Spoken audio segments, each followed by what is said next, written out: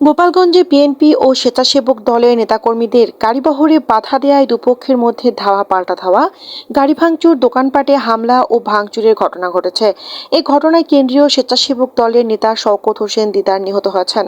আহত হয়েছেন কেন্দ্রীয় স্বেচ্ছাসেবক দলের সভাপতি SM জিলানী সহ আরও অন্তত ৩০ জন। গুরুতর আহতদেরকে গোপালগঞ্জ ২৫০ শয্যা বিশিষ্ট জেনারেল হাসপাতালে ভর্তি করা হয়েছে। শুক্রবার বিকেল 4:30টার দিকে গোপালগঞ্জ সদর উপজেলার ঘোনাপাড়া বাস স্ট্যান্ড এলাকায় এসব ঘটনা ঘটে।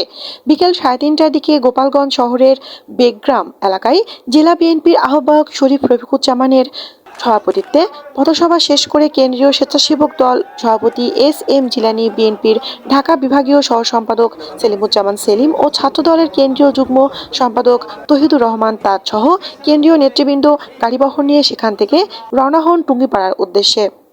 পথে ঢাকা খুলনা মহাসড়কের ঘোনাপাড়া বাসস্ট্যান্ড এলাকায় পৌঁছালে একদল জনতা তাদেরকে বাধা দিলে গাড়িবহরের গাড়ি থেকে বিএনপি ও সহযোগী সংগঠনের নেতাকর্মীরা নেমে বাধা দানকারীদেরকে ধাওয়া করে এবং বাসস্ট্যান্ড এলাকার বিভিন্ন দোকানপাটে হামলা ও ভাঙচুর চালায়।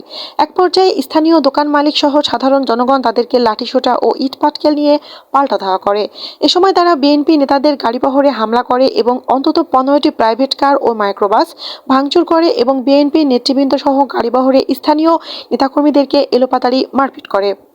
এ সময় SM জিলানী, তার স্ত্রী রওশনারা রত্না ও সেলিমুজ্জামান সেলিম সহ কেন্দ্রীয় নেতৃবৃন্দ ও স্থানীয় নেতৃবৃন্দ সহ অন্তত 30 নেতাকর্মী গুরুতর আহত হন। সময় টেলিভিশনের ক্যামেরাম্যান SM মানিক। এক পর্যায়ে ছত্রভঙ্গ হয়ে যায় বিএনপি নেতাকর্মীরা।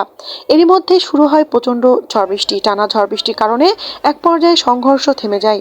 পরে ঢাকা খুলনা মহাসড়কের দোলা পেট্রোল পাম্প এলাকা থেকে কেন্দ্রীয় স্বেচ্ছাসেবক দলের নেতা শওকত হোসেন দিদারের মরদেহ উদ্ধার করে পুলিশ।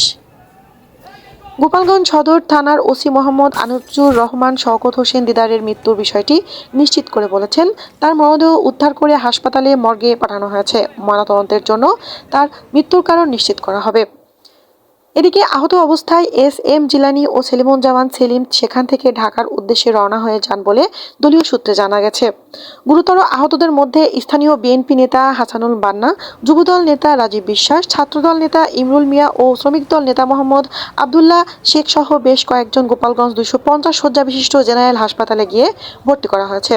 বাকিরা শহরের বিভিন্ন ক্লিনিকে চিকিৎসা নিয়েছেন বলে খবর পাওয়া গেছে। এদিকে দুপুরে SM জিলানী ও সেলিমুজ্জামান সেলিম সহ বিএনপি ও সহযোগী সংগঠনের নেতাকর্মীরা ঢাকা থেকে গোপালগঞ্জে আসার পথে মকসুদপুর বাসস্ট্যান্ড এলাকায় এক পথসভা করে। পরে তারা সেখান থেকে SM জিলানীর নিজ এলাকা টুঙ্গিপাড়ায় এক জনসভায় যোগ দেওয়ার উদ্দেশ্যে রওনা হন। পথে গোপালগঞ্জ শহরের বেদগ্রাম এলাকায় তারা পথসভায় যোগ দেন। গোপালগঞ্জ নিউজ, NF তানি। আমরা এখানে ব্যবসায়ী, আমাকে যদি নিরাপত্তা না, আমরা একটা গাড়ি রেখে মোটরসাইকেল রেখে দোকানদারি করি, তাও যদি এইভাবে বিএমপির পোলাপান এসে ভাঙে তা আমরা যাবো কই? আমরা ব্যবসা করে খাবো না, তাই তো আমাকে চুরি ডাকাতি করতে হবে, তাছাড়া পথ নেই।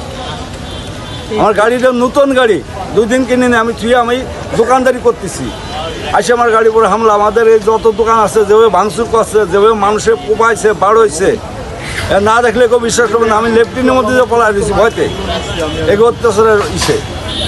কি নাম আপনার? আমার নাম জাকির মোল্লা, আমার ওই চরকুবরা।